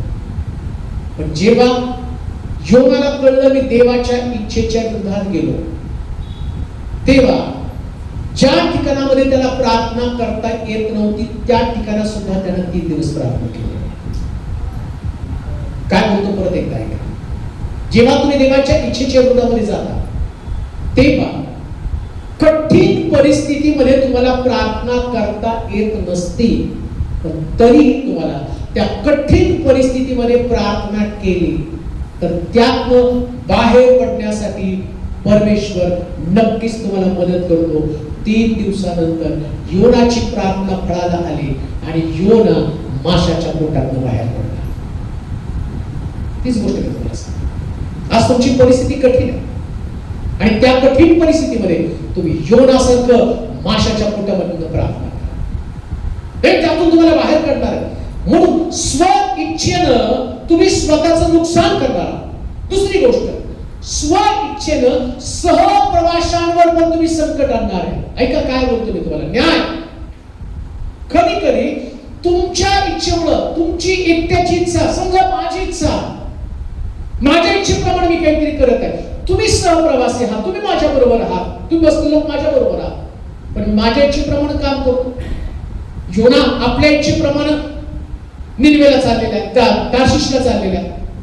आता बाकीच्या लोकांचं काय त्याच्यामध्ये, बाकीच्या लोकांची काय चूक आहे? योना चाललाय तार्शिशला, पण प्रॉब्लेम त्या लोकांना आला ना, जहाजाचं नुकसान झालं. म्हणून लक्षात ठेवा कधी कधी तुमची इच्छा तुमच्या परिवाराला न्यायाचा सामना करावा लागतो. सहप्रवासी, कदाचित पती असेल, कदाचित पत्नी असतील, कदाचित लेकरं असतील, कदाचित आई असेल, कदाचित बाप असेल, की जो स्वतःच्या इच्छेप्रमाणे वागत आहे आणि त्याच्या इच्छेप्रमाणे, कदाचित घरातला एक वडील व्यक्ती आहे, तो स्वतःच्या इच्छेप्रमाणे त्याला दारूचे व्यसन आहे, घरातल्या लोकांना त्रास आहे, व्यभिचार करणार त्याचा स्वभाव असेल. तसं दावीद त्यानं स्वतःची इच्छा पूर्ण केली आणि त्यानं त्या बतशेबेबरोबर शरीर संबंध प्रस्थापित केले. सगळ्या कुटुंबाला त्रास भोगावा लागला हो. त्याची लेकरं वाया गेली. दावीदाची लेकरं, त्यांच्यामध्ये बलात्कारी आत्मा काम करू लागला. भावानं बहिणीवरती बलात्कार केला, कसा परिवाराला त्रास झाला, भावानं भावाचा खून केला, किती बंड झालं दाविदाच्या घरामध्ये. स्व इच्छा अशाच पद्धतीने सहप्रवाशांचा न्याय करतो. म्हणून लक्षात ठेवा, तुम्ही राहताना असं करा जसं प्रभू येशू ख्रिस्त प्रार्थना करतो, माझ्या इच्छेप्रमाणे नको, तुझ्या इच्छेप्रमाणे. रोज तुम्हाला सकाळी उठल्यावर ही प्रार्थना करतात, तेव्हा माझी इच्छा नको, तुझी इच्छा पूर्ण होऊ दे, माझ्या इच्छेप्रमाणे मला काहीच करायचं. आणि अजून एक गोष्ट मला सांगा, जो देवाच्या इच्छेप्रमाणे चालतो ना, तो जीवनामध्ये कधीच हरला जात नाही, कधीच हरला जात नाही. हा, त्याची परीक्षा होईल. दानियल सिंहाच्या गुहेमध्ये होता देवाच्या इच्छेनुसार. काय देवाची इच्छा होती? त्यानं निरंतर प्रार्थना करावी. त्याची परीक्षा झाली, त्याची प्रार्थना बंद करण्यासाठी प्रयत्न केला, परंतु बायबल सांगतं त्याला देवाच्या इच्छेप्रमाणे प्रार्थना केली. आणि शास्त्र सांगतं रात्री त्याला सिंहाच्या गुहेमध्ये टाकलं. सकाळी राजा उठून विचारतो दानियेला, तुझ्या देवानं देवदूत पाठवून सिंहाची तोंड बंद केली का? हेच तुमचा अनुभव आहे. देव तुम्हाला सिंहाच्या गुहेमध्ये पडू देईल, परंतु सिंहाची डरकाळी सुद्धा तुम्हाला घाबरू शकणार नाही का? कारण परमेश्वर त्याचा दूत पाठवून सिंहाची तोंड बंद करतो. ती तोंड बंद करण्याचा अनुभव तुम्हाला येईल. परमेश्वराच्या इच्छेमध्ये राहा, सहप्रवाशांना त्रास देऊ नका. अजून एक गोष्ट वाचूया, यशाचं पुस्तक 5 अध्याय 1 आणि 2 वचन. यशाचं पुस्तक 5 अध्याय 1 आणि 2 वचन. जे देवदूत त्याने आपलं स्थान सोडलं, आपलं पद स्थिर राखलं नाही. हे पदात पावलेल्या देवदूतांचा एक समूह ज्यांचा न्याय झाला, आणि त्यांचं न्याय होण्याचं कारण त्यांची स्वतःची इच्छा. स्वतःच्या इच्छेमुळे त्याने आपलं ठिकाण सोडलं, आपलं स्थान सोडलं. आम्ही देखील आमच्या इच्छेनं स्थान सोडतो, ठिकाण सोडतो. आता यशाचं पुस्तक 5 अध्याय 1 आणि 2 वचन वाचू. मी आपल्या वल्लभा प्रित्यर्थ गाणे गाईन. मी आपल्या वल्लभा प्रित्यर्थ गाणं गाईन. आपल्या प्रियकराचे, आपल्या प्रियकराचं, त्याच्या द्राक्षीच्या मळ्याविषयीचे गीत गाईन. त्याच्या द्राक्षीच्या मळ्याविषयीचे गीत गाईन. माझ्या वल्लभाचा द्राक्षमळा, माझ्या वल्लभाचा द्राक्षमळा डोंगराच्या एका अतिशय सुपीक शृंगावर होता. माझ्या वल्लभाचा द्राक्षीचा मळा डोंगराच्या अतिशय सुपीक शृंगावर होता. तो त्याने खणून, त्यातील गोटे काढून टाकले. त्यातले गोटे काढून टाकले. तेथे उत्तम प्रतीच्या द्राक्षीच्या वेलाची लागवड केली. द्राक्षीच्या वेलाची लागवड केली. आणि त्यात एक बुरुज बांधला व द्राक्षकुंड खोदले. मग त्यापासून द्राक्षे पैदा होतील म्हणून वाट पाहिली. पण त्याने रान द्राक्ष दिली. बस इकडे पण या ठिकाणामध्ये असं म्हटलं, डोंगराच्या अतिशय सुपीक शृंगावर त्याने, जेव्हा तुम्ही देवाच्या इच्छेप्रमाणे चालता तेव्हा देव तुम्हाला सुपीक शृंगावरती नेऊन ठेवतो. समजून घ्या, जेव्हा देवाच्या इच्छेच्या विरोधामध्ये आपण असू तर आपण कधी सुपीक बनणार नाही. आमच्यातली सुपीकता, आमच्यातलं चांगुलपण सगळं काही नष्ट होतं. चांगुलपणाचा अनुभव यायला पाहिजे. हातामध्ये घेतलेलं काम त्याच्यामध्ये यश यायला पाहिजे. आमच्या प्रार्थनेला फळ यायला पाहिजे. आमच्या धार्मिक जीवनाला फळ यायला पाहिजे. प्रत्येक गोष्टीमध्ये आम्हाला विजय पाहिजे. लक्षात ठेवा, देवानं जगामध्ये आम्हाला यासाठी पाठवलं आम्ही यशस्वी जीवन जगावं. सगळ्या गोष्टी आमच्या जीवनात चांगल्या बघा. सारेला देवानं म्हातारपणी मुलगा दिला, त्याचं कारण काय? त्याला वाटतं तिला फळ असावं. अब्रामाला त्याने मुलगा दिला का? फळ असावं. मग काय अब्राम निपुत्रिक होता का? नाही.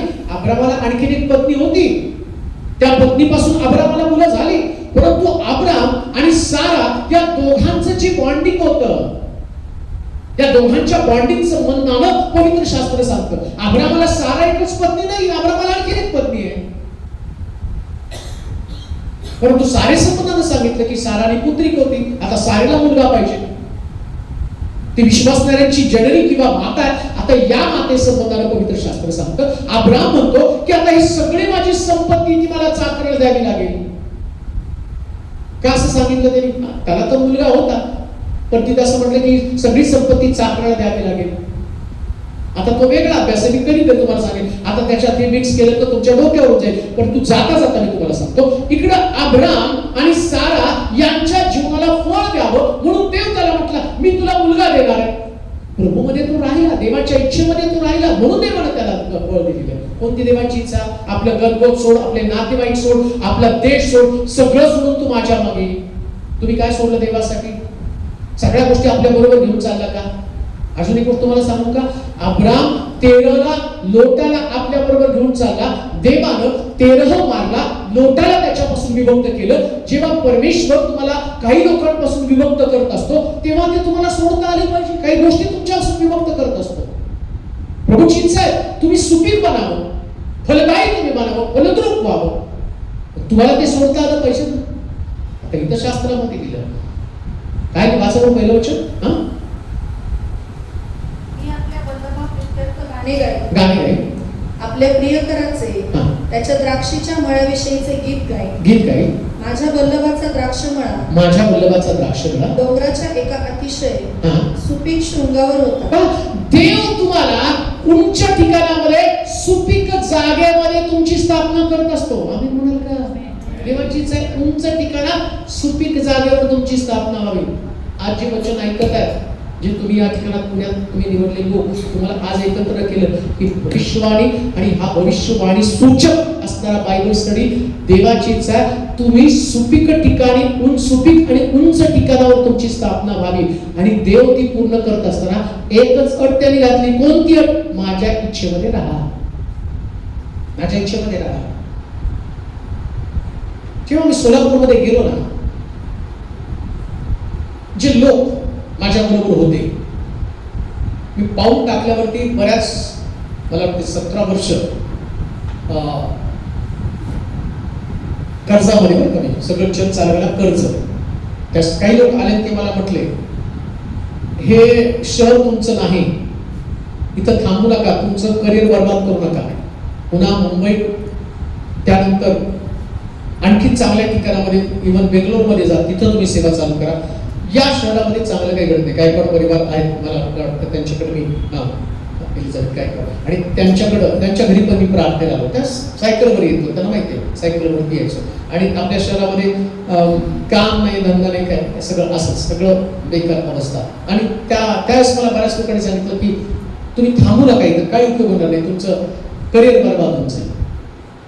परंतु देवाची इच्छा होती ना मी तिथं जावं आणि मी गेलो. अतिशय कठीण परिस्थिती, परंतु देव त्या स्थितीमध्ये आपल्याला यासाठी पाठवतो की आमच्याद्वारे लोकांची स्थिती बदलावी.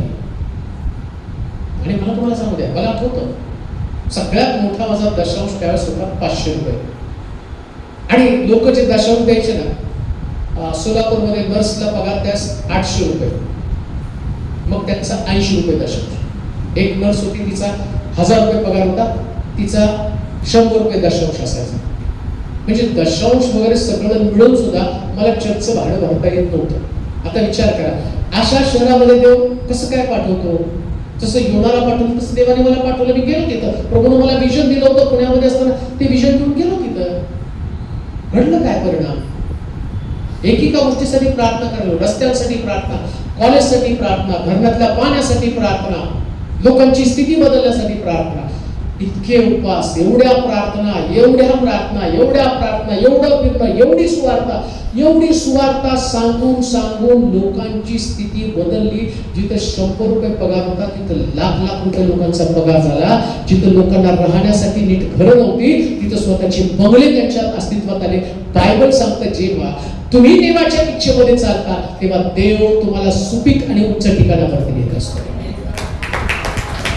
हे तुमचं ठिकाण बदलणार आहे. आणि माझा हाही विश्वास आहे, इथं सुरुवात एथेल गार्डन मध्ये ही सुरुवात झाली ना, या ठिकाणामध्ये तुम्ही आलेले लोक आजच्या स्थितीचं तुमचं विश्लेषण तुमच्या घरासंबंधानं, तुमच्या परिवारासंबंधानं. मी सगळ्या लोकांना सांगितलं तुमच्या फुटक्या भांड्यांचे पण फोटो काढून ठेवा.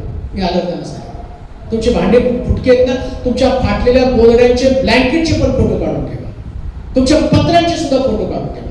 देव सगळं बदलणार. आणि लोकांनी ते काढून ठेवलं. तुम्ही माझे जर फोटो बघितले तर तुम्हाला वाटणार पण नाही मी तो आहे. एकदम गवाळा, पॅन्ट ढगळ्या मगळ्या, कारण भूकंपाचे कपडे घालायचे.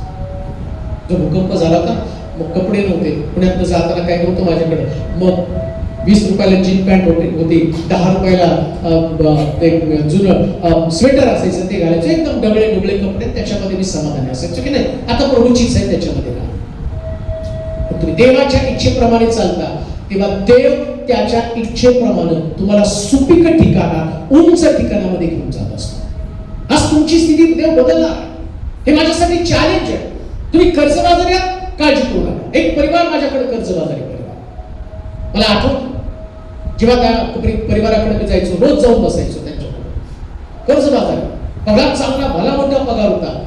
मला वाटतं त्या काळामध्ये जवळजवळ त्यांच्याकडे काहीतरी 47,000 रुपये पगार, आणि त्या पगारात त्यांच्या हातामध्ये पगार किती पडायचा, कधी 65 रुपये, कधी 225 रुपये, एवढं कर्ज झालं. तर त्याच्यामुळे त्यांच्या डोक्यात आत्महत्येची विचारायची, आणि मी त्यांच्याकडे जाऊन बसायचो. नाही, देव तुम्हाला यातून बाहेर काढा, देव तुम्हाला यातून बाहेर काढा. आणि त्यांना इतकं सुंदर वचन शिकवलं, वचनावरती विश्वास ठेवायला शिकवलं की प्रभू तुमची परिस्थिती बदलणार. मग त्या परिवाराला पाहिजे कसं देव बदलणार आहे. मग मी त्याला सांगितलं, तुमच्या स्थितीला बदलण्यासाठी एक स्थिती पूरक ठरली जाते.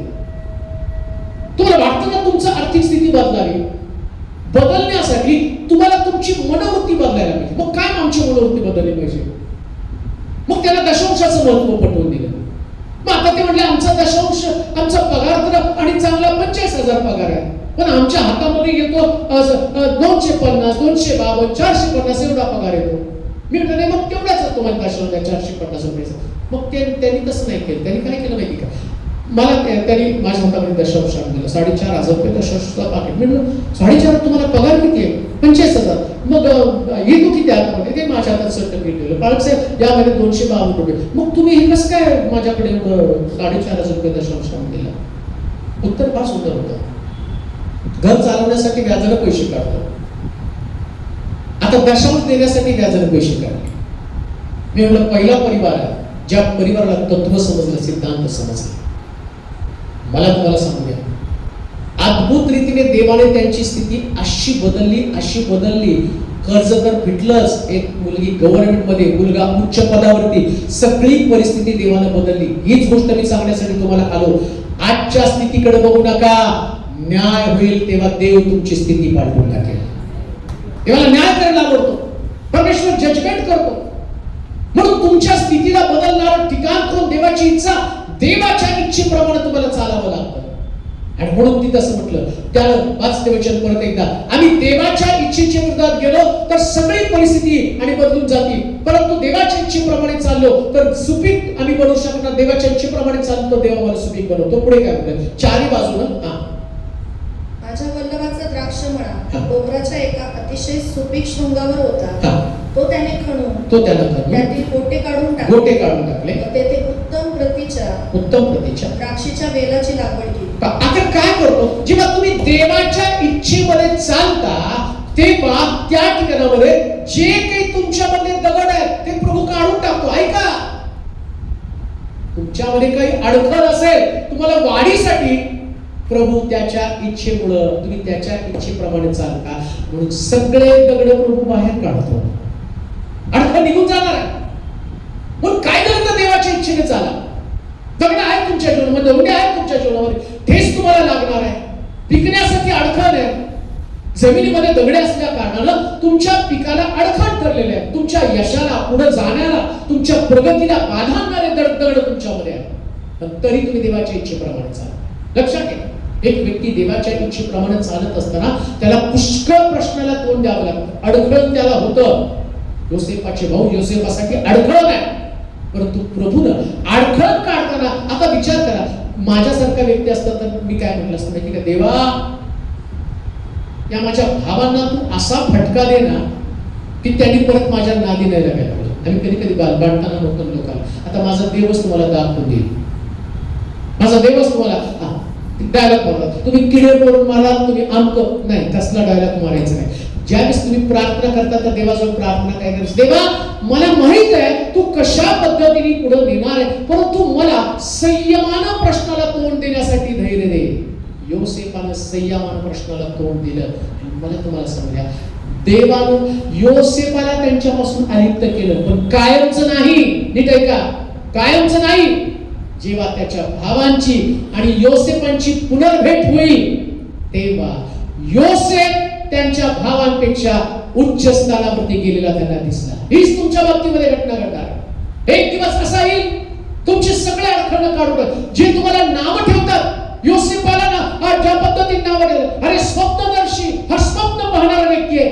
आता जेव्हा योसेफाची भावंड योसेफाला परत भेटाल, काय डायलॉग होता, योसेफा आम्ही तुझ्या विरुद्ध वाईट वागलो, आम्ही तुझे गुलाम, आम्ही तुझे दास आहोत, तुझ्या राजवाड्यामध्ये, तुझ्या मालामध्ये, आणि आम्ही तुझे गुलाम म्हणून राहायला तयार आहे. योसेफ काय म्हणतो माहिती का? वाईट वाटून घेऊ नका, देवानं तुमच्यासाठी केलेली ही योजना होती, हा योजनेचा भाग आहे. हे योसेफाचं बोलणं आहे. तसंच तुमचं बोलणं असलं पाहिजे.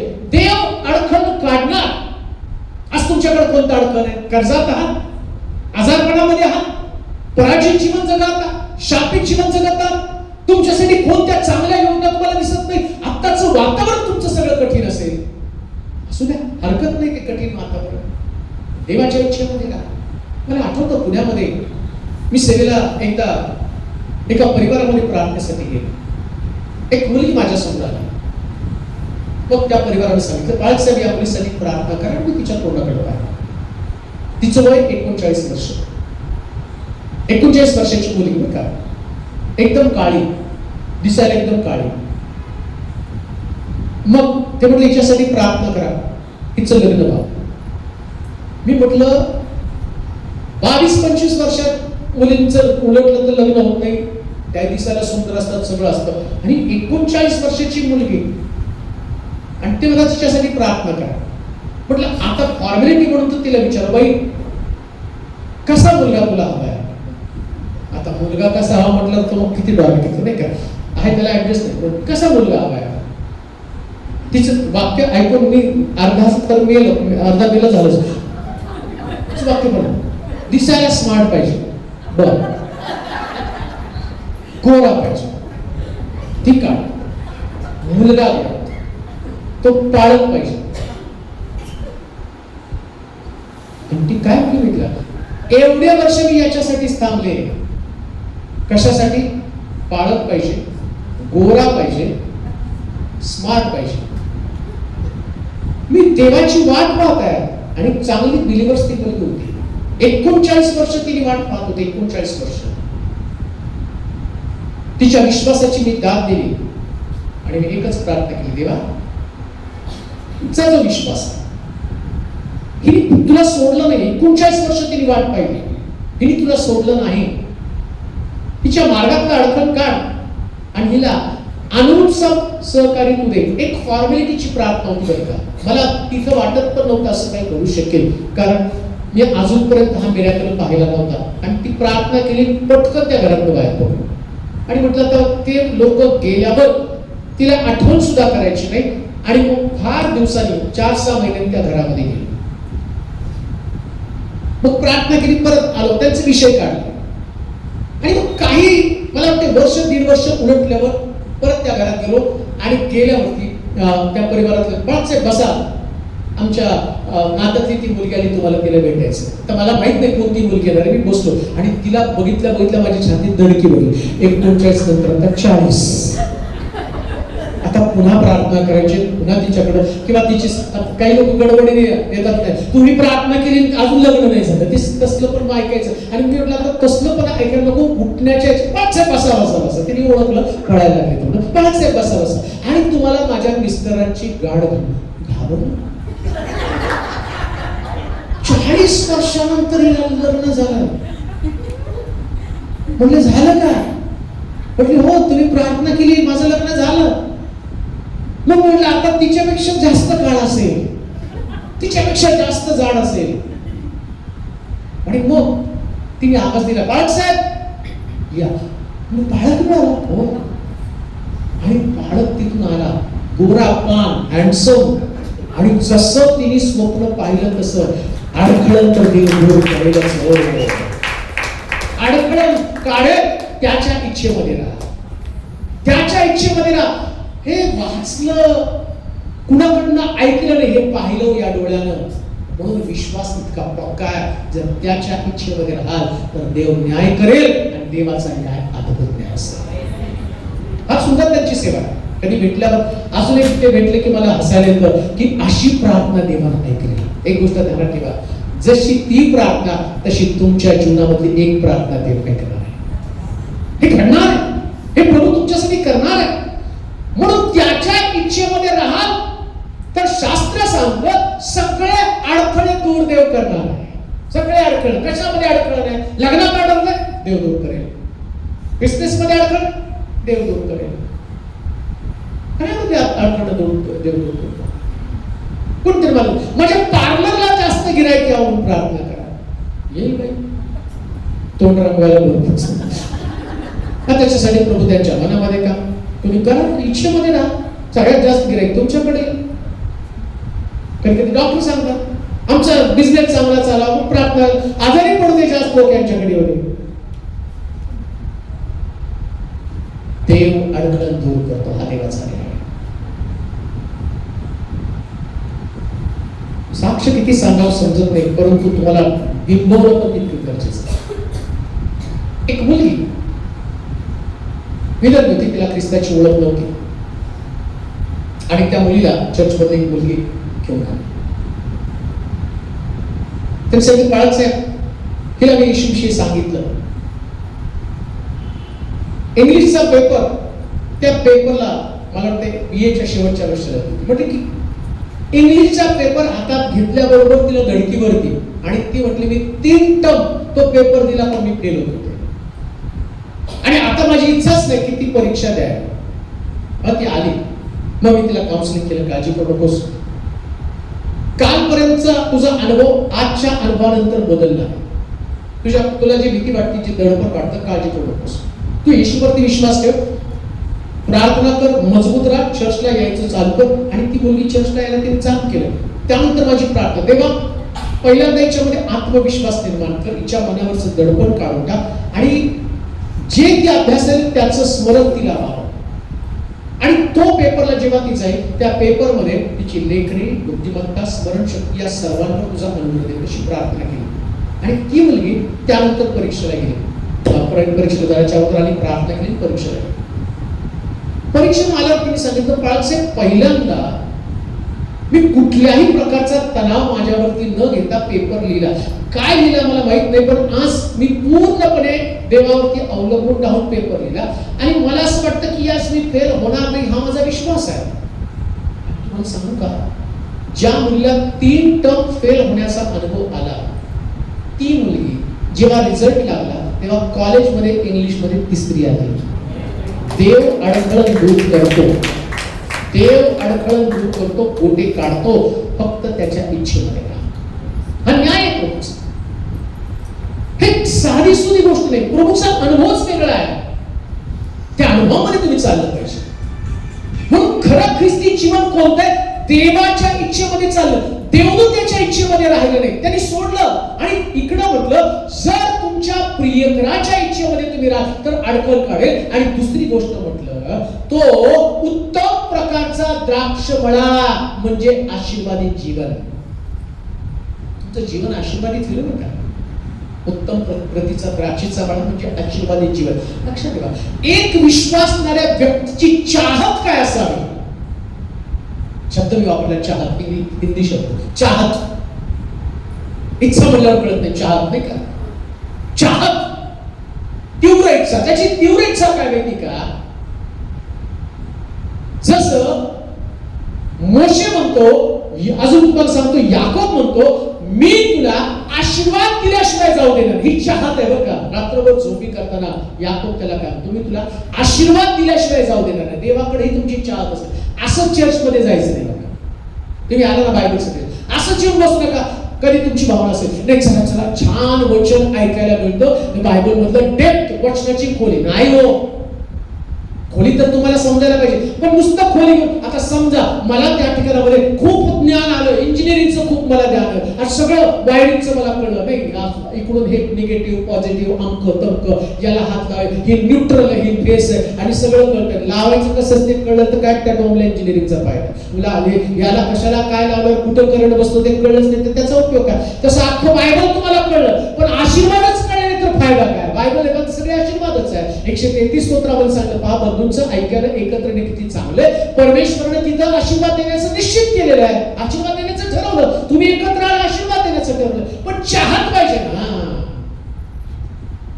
याकूब त्याला नाही मी तुला जाऊ देणार. तो रात्र व्हायला लागली मला पहाट व्हायला लागली मला जाऊ दे. तो नाही आशीर्वाद दिल्याशिवाय जाऊ देणार नाही. तसं एक विश्वासणाऱ्या व्यक्तीने देवा मी तुला तोपर्यंत सोडत नाही जोपर्यंत तुम्हाला आशीर्वाद देईल. बायबल सांगते शेवटी देव कंटाळला आणि ते म्हटलं जा इथून पुढे तुला याकोब नाही, तुला इस्रायल म्हणते. आणि काय इस्रायल या शब्दाचा अर्थ माहिती का? जो कोणी तुला आशीर्वाद देईल तो आशीर्वाद देईल, जो कोणी तुला शाप देईल तो शाप येईल. जेव्हा तुम्ही आशीर्वादची चाहत ठेवता ना, तेव्हा तुम्हाला शाप देणारे शापित होतील. आता कोण तुम्हाला शाप देणार आहे? तुम्ही बोलते चालते आशीर्वाद. दुसऱ्या भाषेत मी म्हणेल, दुसऱ्याला नुसता धक्का लागला तर त्याला आशीर्वाद तुम्ही द्याल. धक्का लागला तर आशीर्वाद हो. म्हणून येशूला तुम्हाला माहिती का, रक्तस्रावी स्त्री म्हणते जाऊन त्याच्या वस्त्राच्या कोंड्याला स्पर्श करते का, त्याचा आशीर्वाद म्हणजे आरोग्य माझ्यामध्ये. येणाऱ्या दिवसामध्ये जेव्हा तुम्हाला आशीर्वाद समजतील ना, तुमच्या संपर्कात येणारा व्यक्ती आशीर्वादित होऊन जाईल. हा देवाचा न्याय आहे. संपर्कात तुमच्या संपर्कात येण्यासाठी असं लिहिलं, लोक गर्दी करत होते येशूच्या जवळ जाण्यासाठी आणि त्याला स्पर्श करण्यासाठी. पुण्यात ती साक्ष सांगतो, एकदा एक सभा पुण्यामध्ये चालू होती. एक सभा चालू असताना मी अशी प्रार्थना करत होतो आणि प्रार्थनेला लिमिट होतं 10 पर्यंत तो हॉल रिकामा करायचा होता. आणि मग माझा संदेश लांबला, 9:45 पर्यंत सगळी प्रार्थना संपली, संदेश संपला आणि मी लोकांसाठी प्रार्थना करायला लागलो. आणि प्रार्थना करता करता घडलं काय माहिती का, तिथं त्या लोकांनी सांगितलं की हॉल तुम्हाला 10 पर्यंत रिकामा करायचा. मी ते हॉल रिकामा करण्यासाठी पुढे निघालो, रिकामा करण्यासाठी हॉल सोडून बाहेर निघालो. तर एक सिस्टर त्या ठिकाणामध्ये आला आणि त्यांनी सांगितलं मी 12 वर्ष अशी बंधनामध्ये अडकले, मला उठता येत नव्हतं, चालता येत नव्हतं, फक्त तुमची प्रार्थना आहे. म्हणून मी तळमळीने तिथं आले की तुम्ही माझ्या डोक्यावर हात ठेवून प्रार्थना कराल. आणि नेमकं ते सगळं संपलं आणि मला असं वाटलं की आता माझ्यासाठी प्रार्थना, ते माझ्या डोक्यावर हात ठेवून प्रार्थना करणारी. त्यास मी 1 मिनिटाची प्रार्थना देवाकडे केली. देवा, त्यांनी डोक्यावर हात ठेवला नाही तरी चालेल, फक्त माझ्या जवळून त्यांनी गेलं तरी पुष्कळ होईल. आणि मग तसं मी प्रार्थना केली. काय देवाने कृपा पुरवली, तुम्ही नेमकं माझ्या जवळून गेला आणि जवळून गेल्या गेल्या मला अनुभवलं देवाची समक्षता. आणि जे 12 वर्षाची माझी बंधनं एका क्षणात गळून पडले. आणि त्या दिवशी देवाने जी मला सुटका दिली, तर अजूनपर्यंत रोग व्याधी काय माझ्या शरीरामध्ये नाही. हा तुमचा अनुभव असणार आहे. तुमच्या संपर्कात येणारा व्यक्ती प्रभूच्या समक्षतेने आशीर्वादाने भरून जाईल. याच गोष्टीसाठी प्रभू म्हणतो, उद्धव द्राक्षीचा मळा नुसतं येऊन बसू नका. मी तर म्हणतो, येता येता तुमच्या शेजारी जर कोण बसला ना, शेजारी बरं का, तुमच्या शेजारी बसलेला व्यक्ती, नाशिकच्या एका सभेमध्ये मला आठवतं, एक परिवार लांबून आला होता. त्याने म्हटले जवळजवळ 9 वर्ष लग्नाला झाली, 9 वर्ष लेकरं नव्हती, पण त्या सभेमध्ये आम्ही आलो यासाठी की प्रभूनं आमचं आणि सर्व असणारं वांछपणा दूर करावा. आणि तिथं तुम्ही बोलला आणि त्याच्यानंतर 11 वर्षानंतर प्रभूनं आम्हाला लेकरू दिलं. का? तुमच्या संपर्कात येणाऱ्या प्रत्येक व्यक्तीला देव आशीर्वादित करणार आहे. म्हणून बायबल सांगतं ते आशीर्वादाचं कारण बनतील. आणि शेवटची गोष्ट, अजून एक गोष्ट त्याच्यामध्ये म्हटली, बुरुज बांधून शत्रूवरती नजर ठेवली जाईल. देवाच्या इच्छेमध्ये तुम्ही राहा. बुरुज बांधणार देव तुम्हाला विशेष प्रकारचं संरक्षण, बुरुज बांधून कोणताही हल्ला तुमच्यावरती येऊ नये. कोणताच आजारपण, व्याधिविकार, निराशा, डिप्रेशन, व्यसन, कोणत्याच गोष्टी तुमच्या घरामध्ये प्रवेश देव बुरुज बांधून ठेवला. तुमच्या कुटुंबावर, तुमच्या लेकरावरती हल्ले होते, तुमच्या संपत्तीवरती हल्ले होते, बुरुज बांधून ठेवणार. तुमच्या बिझनेस वरती बुरुज बांधून ठेवणार आहे. एकदम तुमचं संरक्षण करणार, संरक्षण करणार. एक व्यक्ती, मी चर्च बांधत असताना एक व्यक्ती चर्चला लाखो रुपये, मला वाटते कमीत कमी वचनाचा प्रभाव त्यांच्यावरती पडला. आणि मला असं साधारणपणे 35-40 लाख रुपये त्या व्यक्तीने चर्चला दिले असतील आतापर्यंत. जय सुरापूरचं चर्च मी बांधत होतो, त्याला तेवढी मोठी रक्कम दिली. परंतु एकदा काय झालं की त्यांच्या फॅक्टरीला आग लागली आणि त्यांची फॅक्टरी जळून गेली आणि काही शिल्लक नाही. आणि मग त्याने मला रिक्वेस्ट केली की साहेब, आमची फॅक्टरी आग लागून फार माझं नुकसान झालंय, आता मी पुन्हा फॅक्टरी चालू करतोय, तर तुम्ही माझ्यासाठी प्रार्थना करा की देवाने पुन्हा माझा बिझनेस सेट करा. आणि त्याच माझी प्रार्थना होती. देव शत्रूच्या चालीवरती लक्ष ठेवून बुरुज बांधतो, आम्हाला संरक्षण देतो या संबंधाने तुम्हाला सांगतो. आणि मग मी प्रार्थना केली, देवा 20 वर्ष या व्यक्तीनं अहोरात्र मेहनत करून एवढं मोठं उभं केलं होतं, परंतु अग्नीमध्ये सगळं जळून गेलं, त्यांचा बिझनेस सगळा संपलेला. परंतु आता माझी प्रार्थना, जेवढं 20 वर्षामध्ये त्यांनी कमवलं नाही, या 1 वर्षामध्ये त्या 20 वर्षाची भरपाई निघून. आणि मी असंच प्रार्थना केली, माझ्या तोंडात ते शब्द आले, मी प्रार्थना केली. आणि प्रार्थना संपली त्यानंतर पुन्हा एकदा त्या व्यक्तीने मला घरी बोलवलं होतं पैसे देण्यासाठी. मी त्यांच्या घरी गेलो चर्चा बांधण्यासाठी, पैसे देण्यासाठी मला घरी बोलवलं गेलो. तर मी पाळक साहेब, तुम्ही त्या दिवशी प्रार्थना केली होती की जेवढं 20 वर्षामध्ये माझ्या हाती उत्पन्न लागलं नाही, तेवढं या वर्षामध्ये माझं आणि माझ्या हाती उत्पन्न लागलं. आणि तुम्ही प्रार्थना केली तसंच देवानं केलं.